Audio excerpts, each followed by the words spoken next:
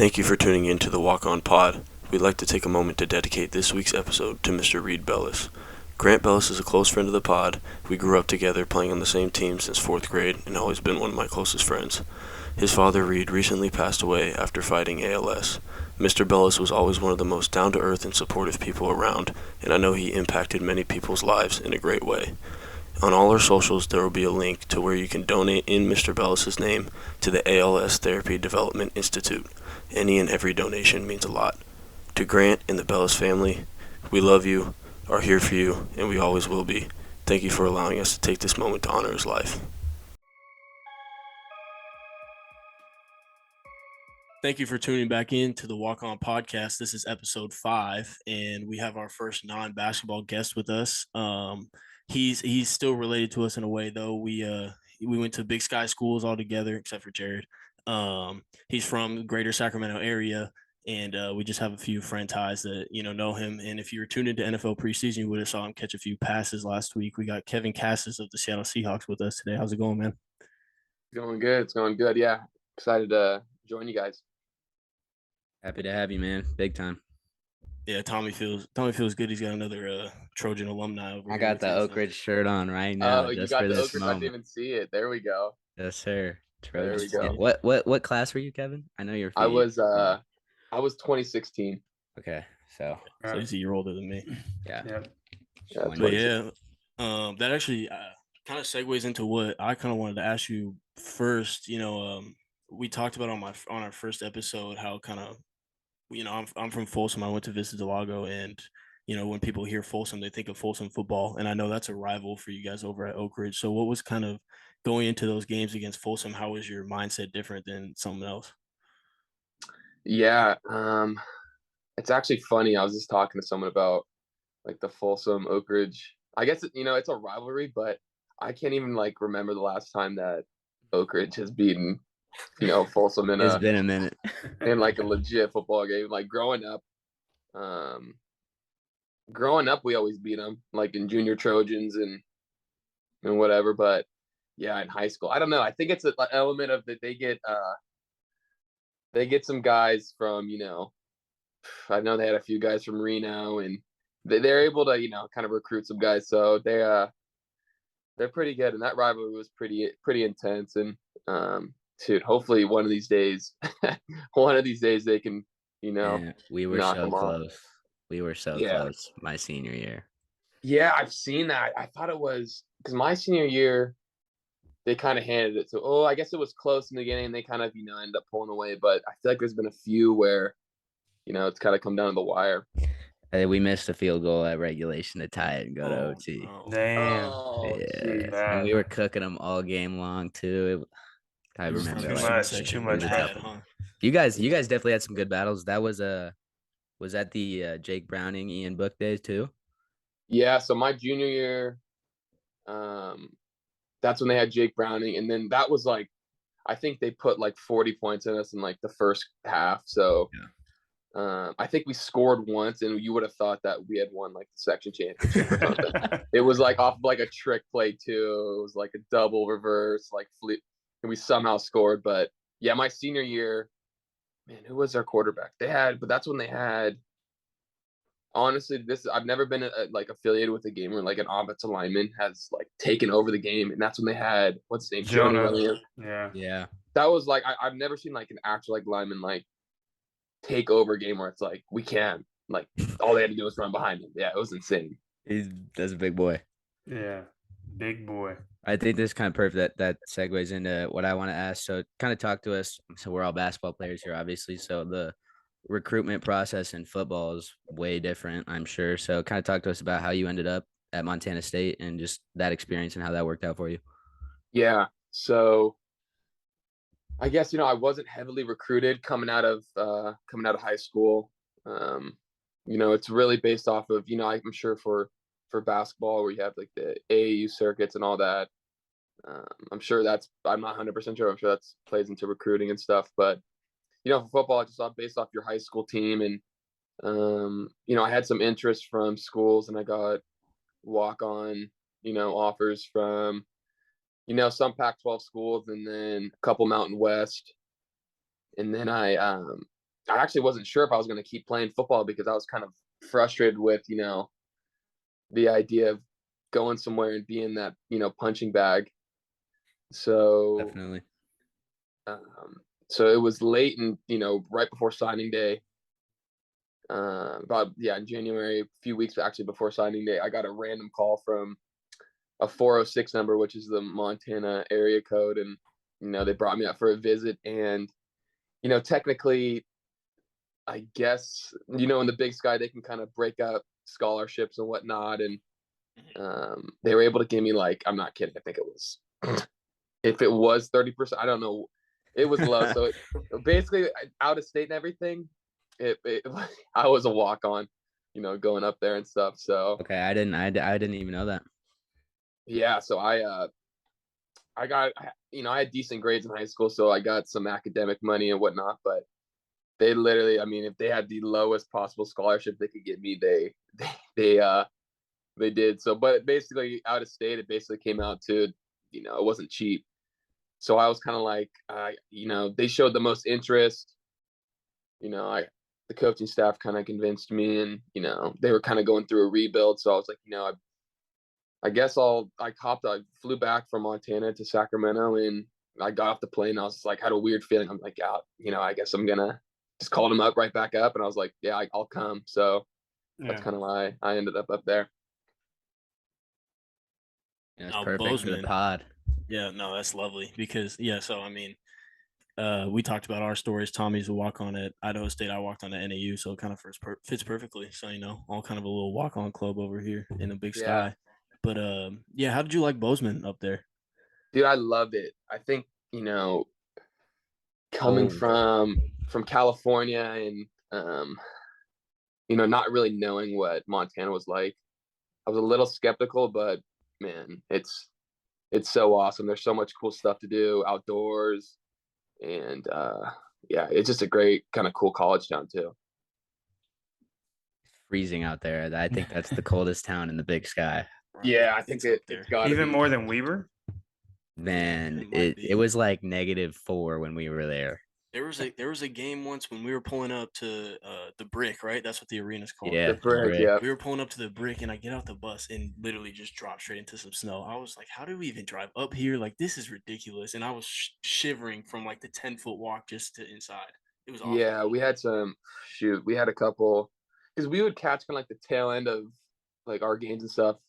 We'd kind of catch that tail end of of summer, and then it kind of transitioned into fall.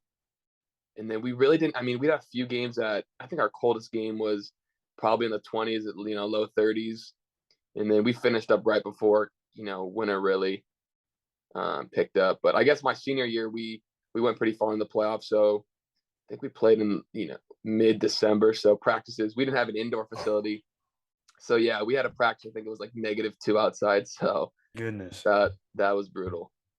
I think Bozeman was the one trip where I could like see my breath while I was on the bus still. Yeah, I know that the winters are.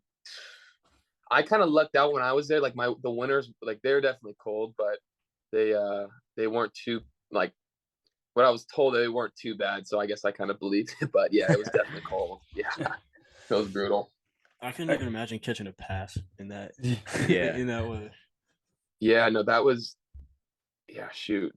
That's the thing. Our games, we lucked out. We didn't have any snow games. Actually, we had one, but our practices, yeah, we definitely had some where like you go out there, it's like sunny outside, and then the weather can change like that, and it's like you're in a full blown snowstorm towards the end of practice. Yeah, that's hectic. Kevin, you kind of already answered it, but I also kind of want to touch on, I know you said you didn't have a lot of other options. But what was it about like a 1AA school that enticed you to go, even though like maybe that's not the route people want to go? And you said you had other walk-on opportunities, but like what made you feel comfortable choosing a 1AA school? Yeah, it was always my dream to play in the Pac-12. I wanted to go to like my dream school is UCLA. And, I ended up having like a preferred walk on there, but it was just something I just didn't get a good vibe from it. You know what I mean? It was like, I got the feeling like, okay, if I go to a school, I'm going to be the walk on punching bag. I'm not going to get an opportunity. I don't know why I thought that way, but then when I went up on my visit to Montana State, I just got to really the coaching staff was awesome. And the guy who was my receiver coach who was recruiting me, I could kind of like get a sense that he's like, if we had a scholarship, I'd give it to you. But they're always saying there's never money. There's never money. Right. So there probably was money, but they weren't going to fork over a scholarship. But I don't know why. It was like a gut feeling. Yeah. Why it's weird, no reasoning as to why I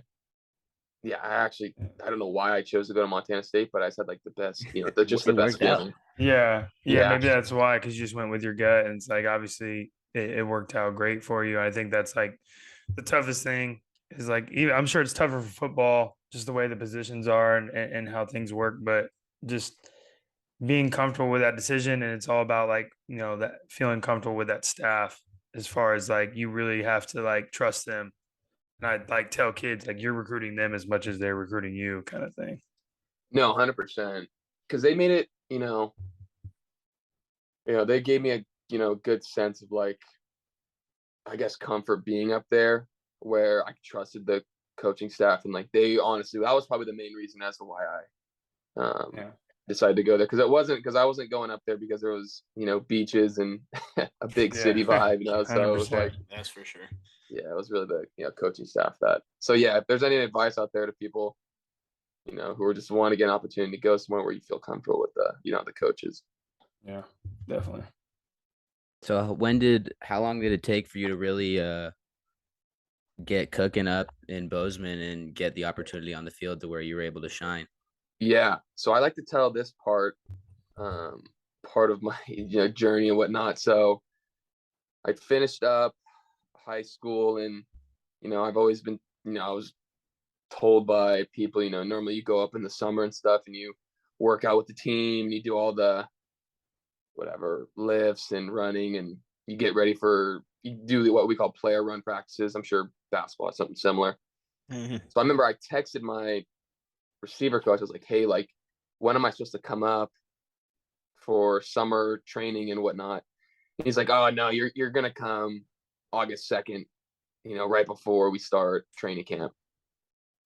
So right then and there, I'm like, all what I just told you guys, how comfortable I felt with the coaching staff. I go, oh shoot, did I make the right decision going to Montana State? Because I'm showing up right. These guys are going to be there, taking summer classes, doing all this before the season, getting prepped and stuff, and I'm going to be here working at the El Dorado Saloon, working out by myself. So shout out to the Martins. Yeah, right. But it was crazy. I just, I've probably for a couple of days, I was honestly, I had no idea, really, I didn't know what I didn't know going into it. So I was just like, whatever. I worked and, I trained pretty hard, and I felt good, like prepared, like I was, ready to go. And I showed up and to training camp, or we called it fall camp, but really kind of from right away, I started kind of like making plays and stuff. And then a couple of days in, they do a portion of practice where just the new guys basically scrimmage each other. So because there's about 20 of us in that freshman class, so we were scrimmaging each other, and I just started making plays. I remember I took a slant or something like 60 yards, and then I just kept making plays and stuff. And then next thing you know, we're coming towards the end of training camp, and I'm like the backup slot, my backup outside receiver, backup, punt returner and stuff. So my first game, they didn't redshirt me. So my first game was up in, where was it? It was at Idaho, up in, I think it's Moscow. Is that Moscow? Yeah. Moscow. It was in Moscow. And that's when for your red shirt, if you got in for one play, you burned it. Like now it's like you can play 4 games and you can, hold on to that. So I got in for one play. I was in one like package or whatever. I got in for one play and Idaho. I was like, oh shoot, did I just burn my red shirt? Like, am I really this whole year is going to be a waste? And then I want to say by week 4. So the next game, got in some more, and I started returning punts. And then I think by game 4, I was starting at wide receiver. It was funny. It's like first game starting, we're playing Sac State and Sacramento, so that was kind of cool. But I think my freshman and sophomore year, I made plays, every now and then. We had a couple guys, receiver wise. Justin Herbert, his brother played at Montana State, so he was a few years older than me, and he was a baller. So he was like the number 1 target for my first 2 years, and then he graduated. So my freshman and sophomore year, made plays and every now and then, but really my junior year is when it started to turn on. And at that point, as you were turning on for Montana State, did you think that you could get to where you are now, or were you just thinking like, I'm going to be probably one of the better receivers here at Montana State, maybe in the conference, but I don't know what will happen after this? Yeah, I always felt like fundamentally like I could. Well, I guess what I mean by that is going into Montana State, I felt like I had the fundamental. I just wasn't the biggest guy. I was just, I didn't hit like puberty until my growth, like I guess my growth spurt until college, until really honestly like my second year of college. So I knew like fundamentally, that's kind of how I was able to get on the field right away. Is that like, I just knew how to play the position and got the offense and was able to get open and stuff. But yeah, I guess I kind of it was just my dream. I always wanted to keep playing after college and stuff, and it was just crazy because once I got there, because a new coaching stuff. So that's really how I, now thinking back to it, I was in a good situation where we were kind of in a rebuild, new coaching staff. The stars kind of aligned, allowed me to get in early, get experience. So, yeah, I wanted to keep playing, after college, but man, we weren't very good my first couple of years, and I think I had like 6 different quarterbacks, 5 different offensive coordinators. So, and we ran the heck out of the ball.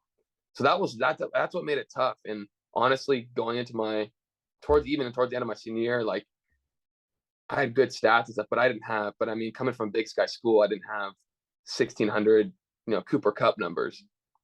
So I kind of had some self-doubt. I was like, I know I could, kind of like how it was going into college. I was like, I know I can play at the next level, but a lot of it coming from small schools, you got to have the numbers and stuff. So definitely. And I was actually going to ask that too. I'm glad you brought Cooper Cup up. Is that kind of like a Big Sky, like, oh, this is the blueprint, this is the model of how to make it? Yeah, and I think he's kind of made it 100%. He has.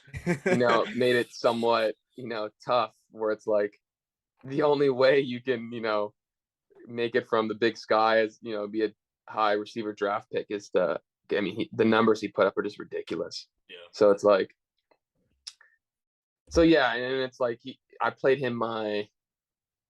only played him one year. It was my freshman year, and yeah, he tore us up. But yeah, he's legit, and he's one of the smartest guys too on the field.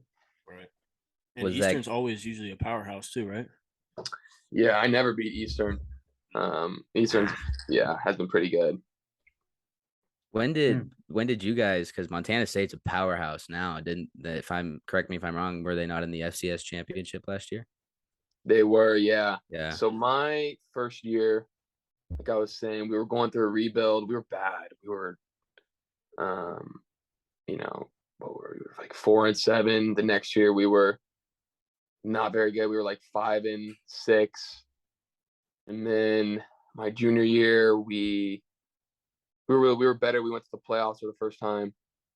And then my senior year, that's when we were pretty good, and we went to the the FCS like Final Four for us. And then then last year they were really good. Yeah, they went. Is it the same staff? You know what? My last year it was a new staff that actually came in. Oh. So my head coach. Yeah, that's impressive. Yeah. So, and really my head coach is awesome.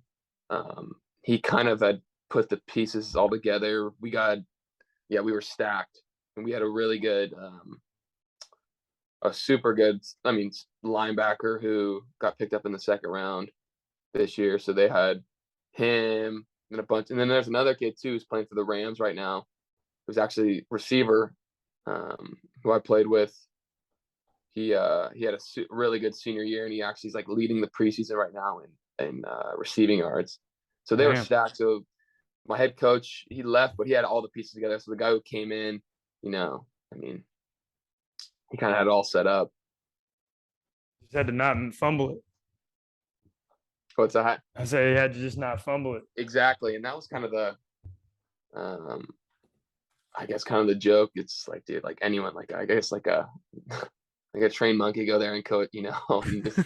I think he's a good coach, but it's like he had it kind of all teed up for him. Definitely. And what's something, Kevin, that you like at a 1AA level, like, do you think prepares you for the NFL? Like, that you're seeing so much success now, like, what's one thing that helped you going through what you went through at Montana State? Yeah. I think from, a speed and physicality standpoint, maybe there's not a whole lot that gets you prepared for, playing at the next level. But I just think it was like I guess it was kind of like that walk-on mindset that I had, where it was like every year I felt like someone was going to come in, they were going to recruit someone to, take my spot. They were going to try to phase me out of the offense. I don't know why I thought that way, but I almost was like scared every year going to like training camp. I'm like, dude, like someone's coming for my spot. When I really, probably thinking back, I probably didn't have to worry as much as I did. But, it's like I said, it's not like you don't have the biggest guys, the fastest guys in FCS, but it's still, pretty good football. And, I think over time, from my freshman year to senior year, you just keep getting better. And, I think, you gain a lot of, for myself too. I think I had a ton of experience coming out of college and played a bunch. So, I think that definitely helped get me prepared. And then it's funny. And then it's like I come out of college thinking I'm ready to go, and COVID and everything. And then I sit out for 2 years before I even, get an opportunity. No, for sure. That had to be tough. Yeah, no, it was definitely a tough deal. And it's been a interesting journey for sure. Yeah, I was gonna ask you, like, was there a point in that 2-year gap where you were like, dang, my football career is probably done. Like, I'm not gonna get a chance for the league to whatever. And then when that phone call happened, like, what was that like when the Seahawks called? Yeah, no, I had no idea that this was gonna happen. Like a year ago.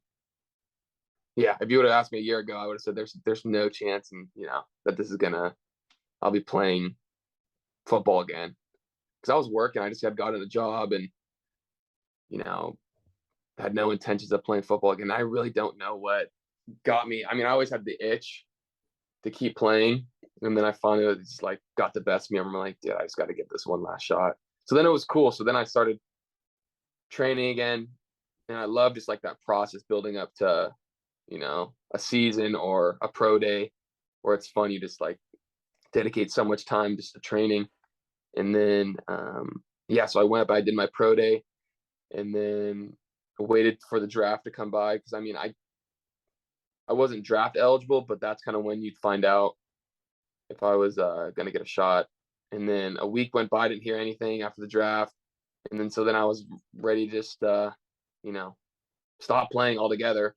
And then next thing you know, I got a phone call, brought me up for a tryout, and then that went well. And so then I stayed up here in Seattle for our off season stuff. And it's been a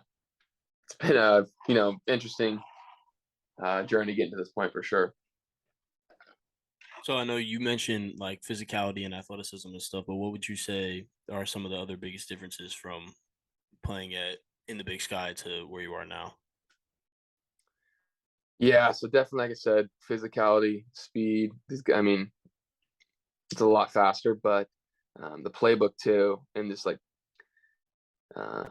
that was definitely probably one of the hardest things just to grasp, because one, I hadn't played football in a long, and trying to hear a play call and stuff, I'm like, dude, it's been a couple of years since I've, stepped in the huddle and stuff. So getting that down, and then I think, it's really comes down to like those minor, small details of being able to execute, being able to recognize coverages and being able to, change a route, do different things in order to get open. Because really, it's like if you're open by this much, it's like that's open in the NFL. So, and all these guys are, are super fast, and it's sometimes you're like, I didn't feel like I was open on that play. Then you go back and watch, and they're like, oh yeah, you're open, but it's like you're an inch in front of someone. But yeah, so, and I'm sure that's something like in basketball where, I guess if there's something comparable to getting open or something, or, defenders are better and stuff. So yeah, no, definitely. You're right on with that. And that receiver room over there in Seattle, I bet, with Tyler Locke and the DK being kind of the headliners of that's got to be pretty cool, right? Yeah, it is cool. DK is definitely one of those guys where it's like, you shouldn't be this big and this fast, That's where it's like the physicality and speed's different. Yeah, it's a lot. There's not a lot of DKs running around the big sky. That's for sure. You're looking at him and looking at yourself like, all right, I'm really here right now. Yeah, exactly. And then Tyler Locke, he's just like you would just think he's a normal dude. He's not very tall, but he's super fast. But the guy is just super crafty, just knows how to get open. And he's definitely, an underrated guy for sure. He'll get you a 3-touchdown fantasy game. Yeah, at least once. Yeah, he's one of those guys too where he shows up to like practice, like his shoes are untied. He's just wearing like long baggy shorts, no swag at all out there, like nothing, no drip, and just tears everyone up. So he's That's hilarious. Yeah, he's super at good. this point too. Like I feel like he's been doing it for a minute now. I think this has to be like he's coming up on 10 years. I think this is probably, he's been in the league for a while now. Yeah. So was it the last game? 'Cause I think you have one more preseason game, right? That's right. Yeah. So was it the last game where you really got to get out there and get some reps in? I think you had 4 or 5 catches? Yeah. So the first game, I probably got 10 snaps. And then the next game, I think I got some more, and I finally got, the ball thrown my way and stuff. So the first game, I was out there, but didn't really, it was we were kind of in garbage time. So I guess I really didn't, my real game, like, getting back in a game for the first time, I really say it was that second preseason game. So, and that's kind of, it was cool too, just to get back out there. I'm like, dang, it's been since 2019 since I've played in an actual game. So yeah, it was fun just getting back out there for sure. And in the preseason, like I know QBs are kind of rotating pretty often. Does that change, like whether or not the ball gets thrown to you or not? Like if you're one of their favorite targets or something like that, does that change how it looks? Yeah, I would say so. The guy so Drew Locke actually, he got COVID. So him and Geno Smith are in a QB battle right now. Right. So the third string guy, his name's Jacob Eason. He's played at UW, and he's a Washington guy. And we take the majority of our reps together. Or that's a guy I take the most of my reps with during that practice and stuff. So me and him have kind of built a, somewhat of a chemistry and stuff. And he feels comfortable throwing me the ball. And so I think that definitely helps, that he was able to get in there and stuff. And me and him have just, been able to connect and practice, and, translated to the game, which was cool. So Kevin, we were talking about, the chemistry you're building with the quarterbacks that you're playing with in practice and whatnot, and how it translates. How competitive do the practices get, like between the squad, like the offense and defense? I know obviously you see videos sometimes, but like how like heated, or how like, is there like a lot of like, animosity? Yeah. I think in the past, what I've been told, maybe other organizations have too, I think they've kind of dialed back on like the intensity of training camp, because there's 17 games now, which is right, which is a lot. So no, our training camp, there was definitely days where it was, there were definitely some, tough days, but, for the most part, they were pretty good with, not overdoing it. But I think that's just really, they do a good job here up in Seattle, making sure that they don't, basically kill us. But, Yeah. there's definitely if you watch Hard Knocks at all and you watch like the Lions, the snippets of their training camp, like we weren't like really tackling throughout training camp at all. But you watch like the Lions and man, it's like, I'm like, thank God I'm not. I mean, that coach gives some of the greatest, craziest quotes I've ever heard. So I can only imagine. Crazy. Yeah. So I think it varies around the league. I know I've heard just from guys I've talked to who've been in other places, they're like, yeah, no, this is definitely, dialed back, and they, try to, protect us and stuff. Yeah. Yeah. How do you like, is Pete Carroll pretty chill and laid back? And Yeah, no, he's a really cool guy. yeah. I grew up, so like I was saying, I grew up a UCLA fan. So when he was the SC coach growing up, I wasn't like obviously a big Pete Carroll fan, but now no, he getting to know him and stuff a little bit. Yeah, he's a total players coach, and it's funny. We actually we have a team meeting every morning, and Pete Carroll's known for like obviously competition and stuff, but we have there's a basketball hoop like in our team meeting, and every day guys have to guys who went up against each other in practice, like because they'll show highlights from practice and stuff. Two guys went against each other, and it kind of like was like a stalemate, or some guy got the best of someone. Then they go shoot off, and it's pretty cool. Like it's like, yeah, our team meetings, there's a lot of basketball involved, which is kind of cool. Nice. That's dope. One other thing I wanted to know too, we kind of skipped over it a little bit, but growing up, like obviously basketball players have like players that they try to emulate their game after, or people that like they look up to and their heroes. Like for you, what was your inspiration, or who you tried to model your game after from a football standpoint, or would that not kind of naturally happen? Yeah, no, I think for a lot of guys, I mean, especially myself, like growing up, you idolize like these, receivers in the NFL and stuff, and you definitely trying to, imitate and, mimic what the guys you grow up watching on TV, like what they do and whatnot. So, for myself, it's easy to, say the Edelman, Welker, Amendola, but I was I'm a Niner fan growing up, so I loved, T.O., and obviously I didn't watch a lot of Jerry Rice, but that was obviously someone who you grew up a Niner fan. That's the GOAT. So yeah, 100%. Yeah, we just got to get you to Tampa Bay. Yeah. Yeah, no kidding. I'm throwing to you. I know, right? I mean, how he looks, who knows how long he's gonna play for too. He's probably got a couple more years. I know, dude's gonna play to like 50. It's crazy. So Jealous, huh, Jay? Huh? I said you're jealous, huh, Jay? I am jealous. that guy went home for about 2 months and realized what it felt like to be a stay-at-home dad, and he's like, "Well, I'm going back." Yeah, I know, and that's just great. Yeah, I've been here for, training camp. This is my first training camp, NFL training camp. I'm like, like I was saying, it's dialed back, but it's still a lot. And I'm like, I can't imagine. He's got to be through what 20, 21, 22 training camps. It's a lot. I'm like, yeah, insane. He's a freak. Yeah.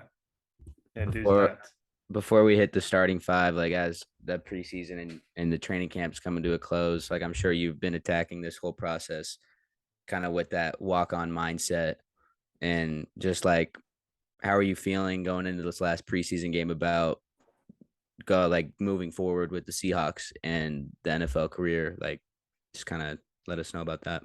Right. And now it's funny you bring up like this walk-on mentality and stuff. It's honestly right now I feel more like a walk-on than I think I ever have.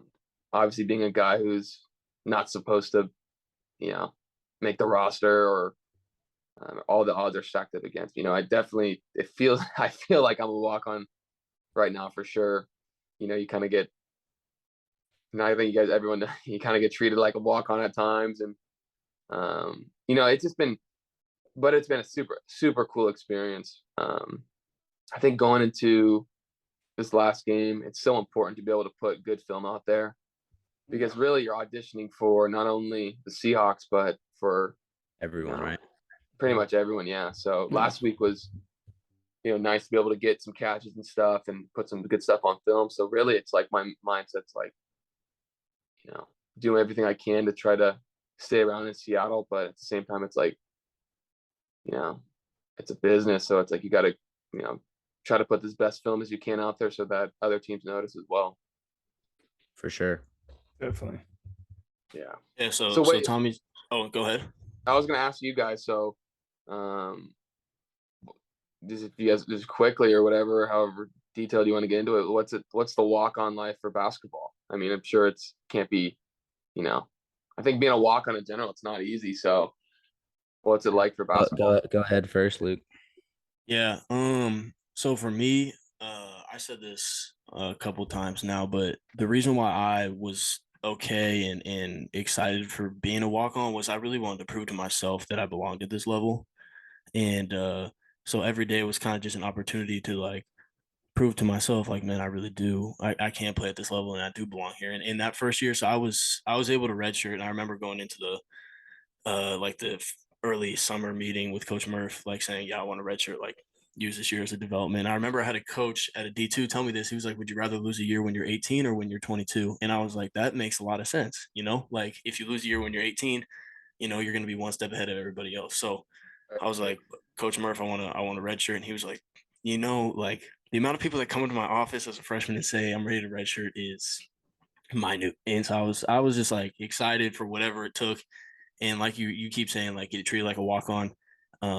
There were probably 2 to 3 times a day when we would scrimmage that I would just get chucked by a box out, thrown to the ground, whatever it was. But they would always come pick me up and they're like, it's not personal. Like you're just in the way. Like we know that you're practicing just as hard as us, but like, man, like you got to get out the way sometimes. And I'm like, bro, baby. Bro, it was funny. It was funny. Shout out to my man Carl Harris. Like literally, we were always matched up, and like somehow I'd end up on the floor because he would throw me in. Like he would always come get me. Be like, man, LA, that's my fault, bro. Like it's not even you. I'm just mad. I was like, hey, if that's what it is, that's what it is. Like I'm just love to be a part of it, and it kind of was just waiting for my opportunity and trust in my work that once the opportunity did come, that like I was going to be ready no matter what. So that's kind of what my mindset for all of it was. Yeah, that's cool. Honestly, I'm not as far into the process as Luke is, obviously, but it's pretty much similar. Like just the mindset of showing that you belong and you can really play at this level. That's the way I've been attacking it the last 2 years, and I'm going into year 3 now. And I'm blessed to have a great coaching staff that really doesn't make me feel like any less than anyone else on the team. Like I don't feel like I'm a walk-on. Like I feel like I'm one of the guys, and like it doesn't, like they're so great. I'm not sure how it is on other programs, but they've treated me with nothing but the utmost respect for the last 3 years. And I just go in every single day with the mindset that I'm not going to be outworked. And I'm sure that Luke, Kevin, Jared, I know you have this mindset too, and everything we do, like that's just how you got to attack it. And that's how I've been for 2 years now, and moving forward, and just ready for the opportunity that comes next.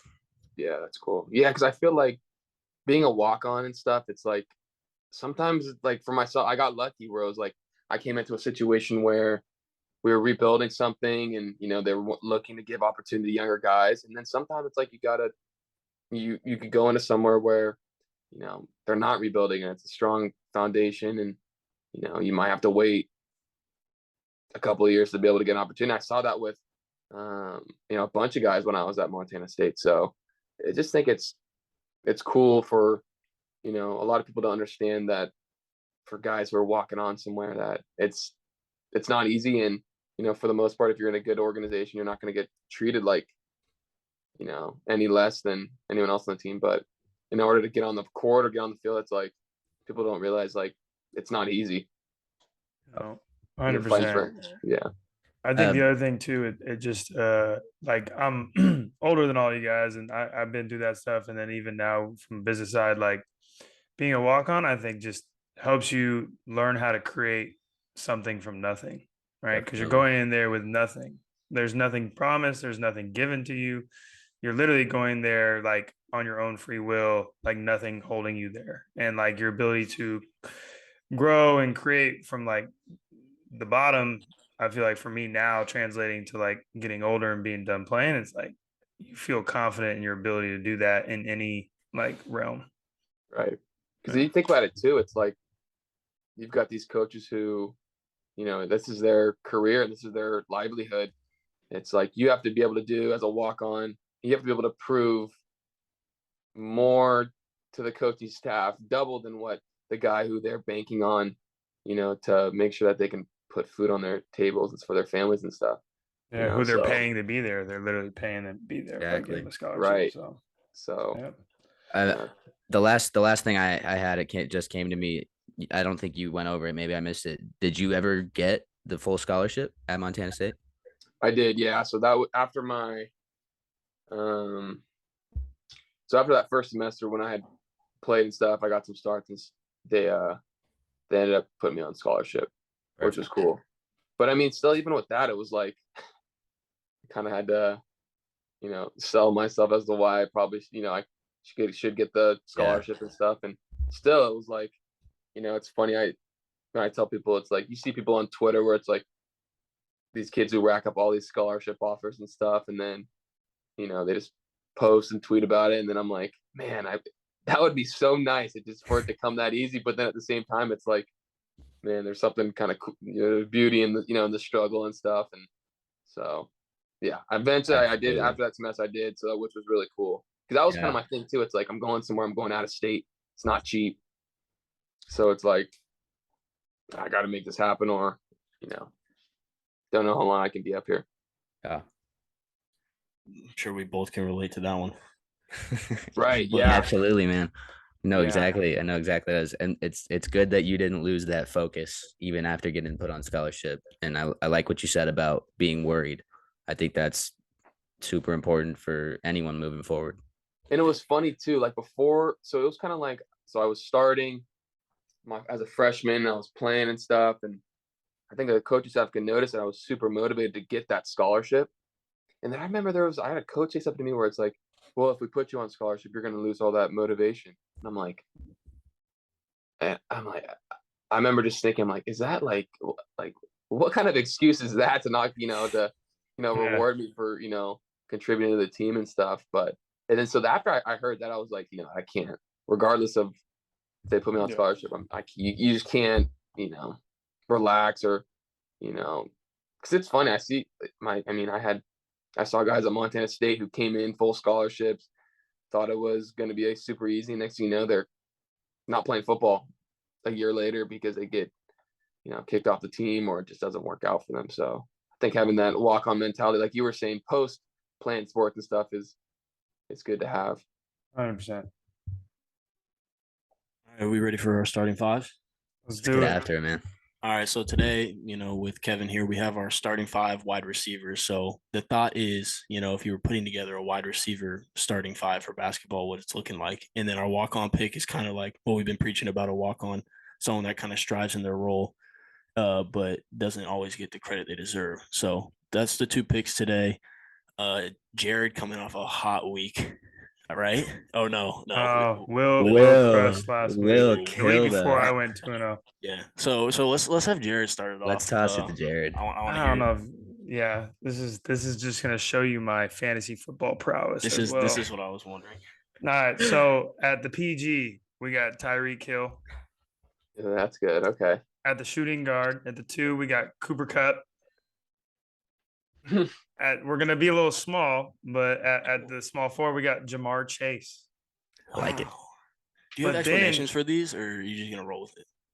I can give you explanations. What do you want? I mean, I don't know. Maybe it would just give us a little background as to like. Okay, yeah. I mean, Tyreek Hill, PG, like that. He's essentially the Allen Iverson of receivers, right? There you go. He's gonna get open. He's gonna get high volume, and he catches lots of touchdowns. So, and All right, there you go. Nothing wrong with that. Yeah, Cooper Kupp. I mean, self-explanatory. Do you need that one? I pulled a page out of Tommy's book here. You can roll with that one. Oh my. Jamar Chase. I mean, he just won Offensive Rookie of the Year, caught a ton of touchdowns, and Joe Burrow's not going anywhere. Yeah, I like that at the 3. I like him at the 3. Now we're gonna get a little beefier here. I got Travis Kelce at the power forward, Okay, that's a tight end. but he's used as a receiver and still Yeah, has no, more you can line. receptions. He lines up out wide. Yeah, Oh what? my God. If we get Does a, he if not we get- ever get I a, can if pull the we ever get a stats up. tight end on This here, though, Jared, guy, that changes if the we ever get a whole tight end st- on here, there, Jared, Is he you not? can't Is he pick not? Travis Kelce. That's fine. But does he not run Okay. wide receiver routes, Luke? Does he Look. not catch touchdowns more than most receivers? You know, when I play Madden, when I have my fantasy teams, he's a tight end. That's all I know. That's all I know. There But, was hey, two I'm gonna let you separate rock. people He's a that put him he's at a the pass catcher. flex. He's a And pass I'm catcher. just Let's ask telling you. Kevin. Let's ask Kevin. Yeah, What would you say? For Travis Kelce, Yeah. I think, I mean, he's a receiving tight end, so it's like, I can see the argument. I can see the argument for receiver, but if it's black or white, I think it's it's a he might be a violation. tight end. I think he might be a tight end. Yeah. I'm with Okay. Kevin on this one. All right, that's fine. I can switch it up. If for Luke, you Make want me an to add audible. one? Make the audible right here. Yeah. Yeah, go ahead. Okay. Go ahead. I'll take one. About Amon-Ra St. Brown at the Okay. 4. Oh, Okay, I like it. Yeah. All right. And then at the center, we got DK Metcalf. Yes, sir. There you go. I like it. All right, Tony, you want me to go or you got it? I'll go ahead and go. I had this I think Tyreek at the one's gonna be a popular one. I mean, he's the speed demon. I have Tyreek at the one, just running the show for us. At the 2, I got my squad. Raiders stand up. I got Devontae Adams, and I know that Devontae Adams actually hooped in high school of Palo Alto. I've seen some highlights. He was nice, so that works. At the 3, I've got the counterpart to Jamar Chase, Justin Jefferson, holding it down. I think he brings that small forward swag that I was looking for. And then at the 4, we want the strength at the 4. We're putting DK down there. DK at the 4, and then at the 5. The tallest receiver, I think. I don't know. You'd have to fact check me on that, but Mike Evans. Mossing everybody. All right. Well, I'll roll with it here. So at the 1, I knew the Tyreek Hill pick was going to be popular, so I didn't do it. I picked Kadarius Toney at the 1. Okay. That's a good one. Jared said probably one of the shiftiest players for Tyreek Hill. I think Kadarius Toney is one of the shiftiest players. And so I rolled with Kadarius Toney at the 1. At the 2, I went Deebo Samuel. We need a playmaker. He's versatile. Yeah. He plays a lot of different positions on the field. Give me Deebo. Yeah, at but the 2. technically he's a running back. I Right? know. See, now you're- They just have a special package for you. That's crazy. So, but he lines up like a running back, right? He runs That's running true, back that's true. positions. No, but on the roster. That's wide crazy receiver. that you just. Jared, that's not No. even real football. No, I don't want to hear that. This is how you don't know football, I guess. It's cool. It's cool. Okay. Debo at the 2. At the 3, we're gonna roll with Drake London. He's a rookie, but this guy hooped Yeah. at USC. Oh, He's a 6'4". hooper, that's right. Come on, that Drake London. I think that's a great pick. At the 4, I went with DK. You know, we need the strength. You gotta go DK. That's basically LeBron in there. Yeah. And at the 5, I'm with you, Tommy. I have Mike Evans. I also think he's the tallest wide that's a good receiver. one, yeah. I'm throwing Good front lobs to court. Mike Evans all day. Like It's a good come on. front court. Talk to us, Kevin. All right. So I got Cooper Kupp at the 1. I think you need I think you need a smart guy running the point. He did say he was smart earlier. Yeah. You need a guy knows the offense, unselfish guy, run the 1. And then I got Jerry Jeudy at the 2. I love that pick. Great pick. like it. Shifty. And then at the 3, I got D-Hop. DeAndre Hopkins at the 3. That's Like nice. it. With or And without the then- suspension. And then at the 4, I went DK. And then at the 5, I was Mike Evans too. Yeah. That is this is an obvious front court. It's just a hell of a front court. Yeah. I was trying to think who else is someone that could have. There was that guy a few years back for the Eagles, Dorial Green Beckham, but he's not in the league. Oh, that's He was right. at 6'6". He was something crazy. That's right. Yeah, there's not really, I think DK. I mean, there's not really like a. I think that's See, I probably thought- the tallest. We could have thrown AJ Brown in there. I thought, well, yeah, that was a thought, and I thought Tim Patrick was taller than he was, but he's actually not that tall. So he was gonna be in my front court, but Yeah. I'll go ahead and start us off at the walk-on. I went, I think he's a wide receiver 1 and where he's at. I mean, the quarterback play for him last year wasn't great, and he put up numbers. And I think he's got a better quarterback this year, I think. I went with DJ Moore, Carolina Panthers. Mm. He put up solid numbers, was consistent, and I don't really see a lot of people talking about him. Jared? I got Jacoby Myers. Wow. Because you threw off my other pick. Yeah. I had another shifty pick, but you're being a baby, so I'll just tuck that in. For Who later. was the tight end that you put in there? It wasn't a tight Darren end. Waller. It wasn't tight end. You went George Kittle, huh? You had No, I Alvin had Kamara. Austin Eckler. He was top 10 in the league in receiving touchdowns. He is basically a receiver. He was Yeah. top 10 in the league. Nice to Jared, bro. What are You their know what? positions? You know what, Kevin? I should have just put Ross Dwelly in there for Oak Ridge and just said Ross, that he yeah, was a exactly. receiver. Yeah. I'm going with Jacoby Myers. Ross, if you're I listening like to that this, pick though, Jared. you're on my roster. Jacoby, Mac Jones is going to make a jump. He's not going to have to do a lot. He's going to get high volume. Jacoby Myers is nice. Yeah, I like that pick. He's pretty good. I think that's a solid pick. So I went with someone that saved me in a crunch last year during fantasy, and he definitely doesn't get a lot of talk. I went with Van Jefferson. Talk about someone who was available on the waiver wire that put up 14 points in a crunch for me. I mean, I can't be mad at it. So I'm Van surprised you didn't pick a Jefferson. Sacramento King. Oh man, that's a good pick. That's a good pick. Yeah, All no, I right, think Kevin, what you got? those are actually. I think those are. You guys have had some creative picks for sure. I was gonna say Lockett, but I mean, Nice. he's kind of one of those guys who's kind of underrated, but then he's like so underrated that like he'll get some attention that even makes any sense. Yeah. But then I was thinking Definitely. too. I think like maybe all time, like guy who doesn't get enough credit, probably like Larry Fitzgerald. That's got to Yeah, be a he's- guy who just every year it just seemed like I think he has like this crazy thing. He has more like tackles than drops in his first season. It's crazy. That is a nuts stat. Yeah. But yeah, I'd probably say Lockett. I think it's Like going to be that. another competitive week of voting This here. this was This an past week interesting one. wasn't though. Will Yeah, Will dogged us Will all. crushed Oh, us. God. This is a real interesting one. Yeah. So what have you guys done in the past with starting five? Like just basketball players or Last week, we had our friend Will who played at Sac State. We did all-time NBA clutch players. okay. The week before that, Luke, what did we do? That was Jamal Crawford. So we had Uh, we had starting 5-6 man because obviously he's like Yeah. one of the greatest 6 men of all time. And then With when Keys, we had- did best dunkers, current We have dunkers. Marquise Chris on here, and he's got bounced, so we went with dunkers. Oh yeah. Top five or starting five dunkers, and then our episode we did shooters. Yeah. This is Wow. only the 5th episode. Yeah, That's cool. I like what you guys are doing. It's super Yeah. cool. Super cool concept, and you guys got something going here. Yeah, we're grateful Appreciate we it. could Yeah, get thank the, you the for first making the non-basketball time. player. yeah. Yeah, no worries. And if there's anyone else I can help you guys come join the pod, I'd love to help you guys out. So Awesome. if there's Say anyone no you guys, less. It's huge for the program. yeah, no worries. Tommy's been Appreciate you. throwing his weight around like he's gonna bring in some Hall of Famers. So Yeah. He's gonna get okay. I see it. Keep it low. We'll keep it low. Okay. We- Are you guys but- trying to keep it like basketball? You guys trying to, or obviously like nah, we're open to basketball. whatever. yeah, anything. We want to explore all avenues.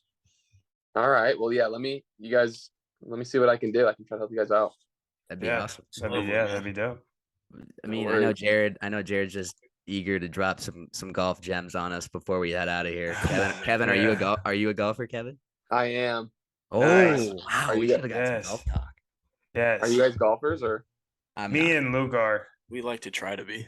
Yeah. Yeah. We swing the club. Now the ball doesn't always go where we tell it to go, but I just feel like I grew up playing golf, but it was like I play for like 3 months, take 3 months off, and then it's like I gotta, get the swing back, and then next thing you know, like by the time I've played for 3 months, I feel good, then I stop playing, so it's like a never-ending cycle of. I have the key advice for you, Kevin. The key advice. Tell me, 50 chips a night will get you right. Come on. ooh, I like that. Just keeping the feel. Yes, 50 chips a night, baby. In the front yard, in the hotel room, down the hallway. It doesn't matter. I Jared's love a guy it. who gets it. your chips. Get your chips in. It's a Yeah. walk-on mentality. Get your chips in. Man. Let's make a shirt right now. That's just great. Kevin, we can't thank you enough for coming on here and being Yeah, thank you, like man. I said, the Really first appreciate it. Thank you. non-basketball player. This Yeah, was- no worries. We hope This the was- best for you, man. We know that you're gonna do great things out there. Facts. Yeah, I appreciate you guys. Yeah, and if, like I said, you guys need any help with getting people on, I'm definitely willing to help you guys out for sure. That's love. Yeah, that sounds good. This was a really fun conversation. I definitely didn't know what to expect hearing about the football story, but I really enjoyed this. Definitely. With all that being said, this is your favorite walk-ons, and we're walking out.